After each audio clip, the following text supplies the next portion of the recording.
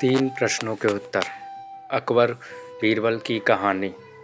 अकबर के प्रश्नों और बीरबल के जवाबों से जुड़े किस्से काफ़ी प्रचलित हैं। कहते हैं कि बीरबल बहुत बुद्धिमान थे। अकबर के सवालों के सटीक जवाब बीरबल के पास होते थे। आइए तो पढ़ते हैं इन दोनों का एक ऐसा ही रोचक किस्सा, जिसमें अकबर ने बीरबल से ईश्वर से जुड़े 3 प्रश्न पूछे थे। वे 3 प्रश्न थे। पहला, ईश्वर कहाँ रहता है? दूसरा, ईश्वर कैसे मिलता है? और तीसरा, ईश्वर क्या करता है? तो जब अकबर ने ये प्रश्न पूछे तो बीरबल बहुत अचंभित हुए और उन्होंने कहा कि इन प्रश्नों के उत्तर वह कल बताएगा। यह कहकर बीरबल अपने घर लौट आए। बीरबल इन प्रश्नों को लेकर बहुत चिंतित थे। बीरबल के पुत्र ने चिंता का कारण पूछा तो बीरबल ने अकबर के 3 प्रश्न बता दिए। बीरबल के पुत्र ने कहा कि वह खुद कल दरबार में बादशाह को इन तीनों प्रश्नों के जवाब देगा। अगले दिन बीरबल अपने पुत्र के साथ दरबार में पहुंच गया और बादशाह अकबर से बोला कि आपके तीनों प्रश्नों के जवाब तो मेरा पुत्र भी दे सकता है। अकबर ने कहा, ठीक है, तो बताओ ईश्वर कहाँ रहता है? इस प्रश्न के जवाब के लिए बीरबल के पुत्र ने दूध मंगाया, जिसमें चीनी मिली हुई थी। उसने वह दूध को दिया और कहा, चक्कर बताइए कि दूध कैसा है?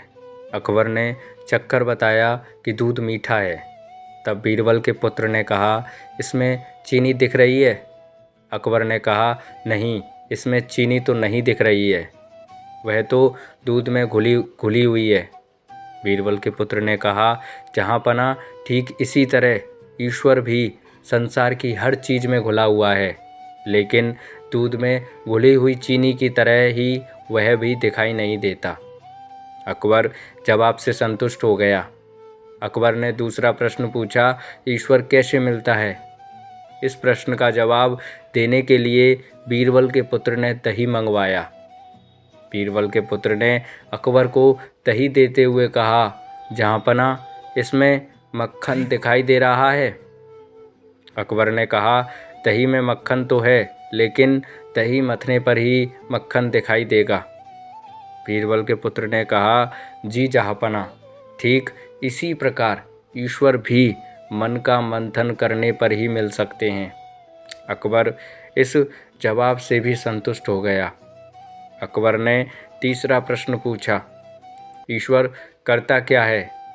बीरबल के पुत्र ने कहा, जहाँपना इस प्रश्न के जवाब के लिए आपको मुझे गुरु मानना होगा। अकबर ने कहा, ठीक है, अब से तुम मेरे गुरु और मैं तुम्हारा शिष्य। बीरबल के पुत्र ने कहा, गुरु हमेशा ऊंचे स्थान पर बैठता है और शिष्य हमेशा नीचे बैठता है। अकबर तुरंत ही अपने सिंहासन से उठ गया और बीरबल के पुत्र को सिंहासन पर बैठाकर खुद नीचे बैठ गया।